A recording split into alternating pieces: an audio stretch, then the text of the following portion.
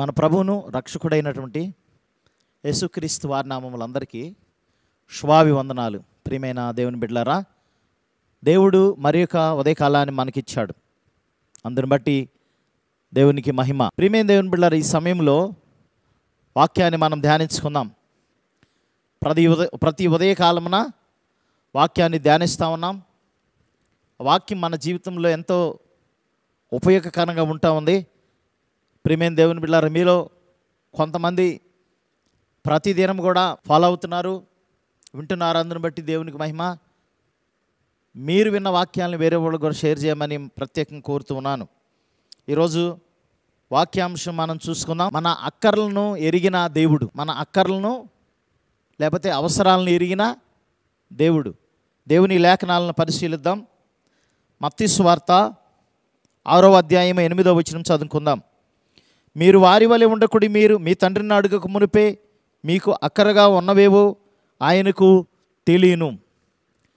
ప్రియమైన దేవుని బిడ్డలారా, దేవుడు సమస్తాన్ని సృష్టించాడు. మనకు కావలసిన ప్రతి చిన్నది కూడా దేవుడు దయచేస్తాడు. ఎందుకంటే ప్రియమైన దేవుని బిడ్డలారా, ఈ సృష్టి అంతా ఆయనది, ఆయన చేతుల్లో ఉంది. ఆయన చేతుల్లో మనం ఉన్నాము.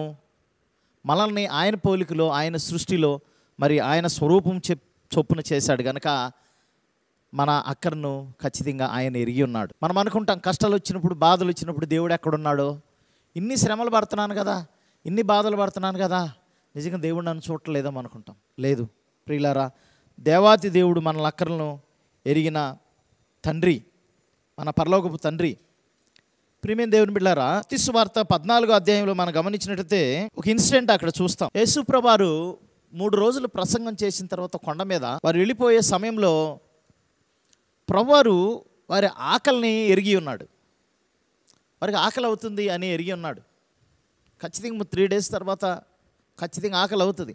అయినా వారు అక్కడనే ఎరిగిన దేవుడు కాబట్టి ఖచ్చితంగా వాళ్ళ విషయంలో మరి ఖచ్చితంగా వాళ్ళు ఆకలిని తీర్చాలనుకున్నాడు. శిష్యులతో మాట్లాడాడు, వీరికి ఆహారం పెట్టండి, ఇప్పుడు వెళ్ళిపోతే వారు నీరసంగా ఉన్నారు, నీరసపడిపోతారు, బలహీనంగా ఉన్నారు, కాబట్టి వారికి ఆహారం మీరు పెట్టండి అన్నప్పుడు, ఆహారం ఎవరెవరి దగ్గర ఉందో అని ఆయన అడిగి చూసినప్పుడు మరి అయ్యో ఎంతమందికి ఆహారం పెట్టాలంటే ఎక్కడుంది అని వారు అన్నప్పుడు మరి పక్కమటొండ గ్రామాలకి వెళ్ళన్నా కనీసం తీసుకొద్దామని చూస్తే, పక్కమటొండ గ్రామాల్లో ఎన్ని గ్రామాలకి వెళ్ళినా కానీ 5,000 మంది పైన పురుషులు ఉన్నారు, చిన్నపిల్లలు, స్త్రీలు చాలామంది ఉన్నారు, వృద్ధులు కానీ.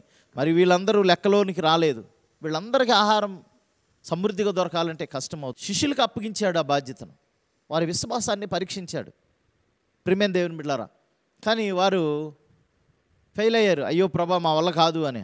అప్పుడు ప్రభువారు, మీలో ఎవరి దగ్గర ఆహారం ఏదన్నా ఉందంటే, చిన్నపిల్లవాడు ఆ యొక్క 5 రొట్టెలు 2 చేపలు తీసుకొచ్చినప్పుడు వాటిని బ్లెస్ చేసి ప్రభువారు ఒక్కొక్కరిని వారిని 50 మందిని 100 మందిని ఒక వరుసలో కూర్చోబెట్టి ఒక క్రమంలో ప్రియమైన దేవుని బిడ్డలారా మరి వారికి వడ్డించినట్లు మనం చూస్తాం.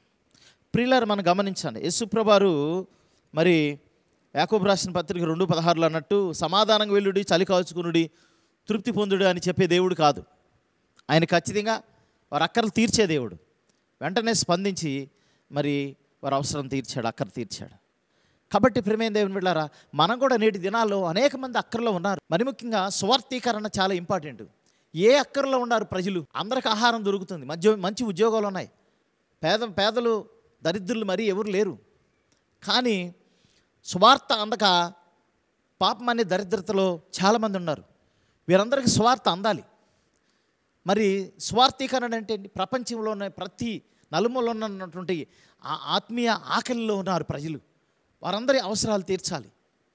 క్రైస్తవులో అయినటువంటి మనం ఏం చేస్తూ ఉన్నాం?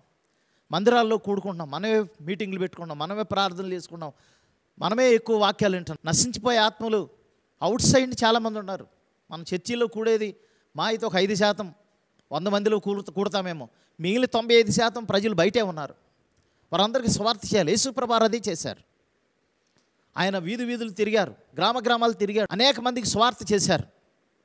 ఆ పని మనం ఇప్పుడు చేయలేకపోతున్నాం. ప్రియమైన దేవుని బిడ్డలారా, మన చర్చిల్లో వరకు మనం ప్రార్థనలు పెట్టుకున్నాం, ముగించుకున్నాం, అయిపోతుంది. కానీ అనేక మంది స్వార్థీకరణ చేయాలి, నిజంగా వారి అవసరాలు తీర్చాలి. ప్రభు వారి అవసరాలు ఎరిగి ఉన్నాడు. మరి దేవుని కుమారుడిగా రక్షించబడిన నీవు ఏం చేస్తావు? మనము క్రైస్తవులు అనేక మీటింగులకి, అనేక ఉజ్జీవ కూడికలు కానీ లేదా వాటికి వీటికి అటెండ్ అవుతూ ఉంటున్నాం. ఒక విరామం లేని సమయం మనం పెట్టుకుంటున్నాం.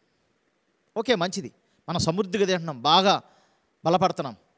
కానీ అసలు ఆహారం అందలేని పరిస్థితి. వారికి అవసరాలు తీర్చాలి. ప్రియమైన దేవుని బిడ్డలారా, ఎప్పుడు వారి అవసరాలు తీర్స్తామో అప్పుడే నిజంగా దేవుని పిల్లలుగా మనం తీర్చబడతాం. ఎందుకంటే ప్రభువారు వారి యొక్క అక్కరను ఎరిగాడు కాబట్టి వారి అవసరం తీర్చాడు. అక్కడ మన అక్కర్లని ఎరిగిన దేవాతి దేవుడు మన అక్కర్లను కూడా దేవుడు తీరుస్తాడు. కాబట్టి ప్రియమైన దేవుని బిడ్డలారా, మనం ప్రభువుకు నమ్మకంగా జీవిద్దాం. మరి నశించిపోయే ఆత్మల అక్కర్లు మనం ఎరుగుదాం, వారికి స్వార్థని తెలియజేద్దాం. దేవుడి పరిశుద్ధ వాక్యం దీవించిన గాక. ఆమెను ప్రార్థన చేసుకుందాం. మమ్మల్ని మిక్కిలుగా ప్రేమించిన ప్రియ పరలోకపు తండ్రి, వెన్న వాక్య మహోదయలు ఫలింపు చేయండి తండ్రి. వారు ఆకలితో ఉన్నారని మీరు ఎరిగి వారికి అక్కర తీర్చిన దేవాతి దేవుడు అయినారు నాయన. చిన్న 5 రొట్టెలు 2 చేపలు 5,000 మందికి పంచగా 12 గంపలు మిగిలినాయి. అనగా మీరుంటే ఎక్కడున్నా మీతో సమృద్ధి ఉంటుంది నాయన. మీతో మా ప్రయాణం సురక్షితంగా ఉంటుంది. ఆ రీతిగా ఎల్లప్పుడూ మీతో ఉండేవారుగా మమ్మల్ని తీర్చిదిద్దండి.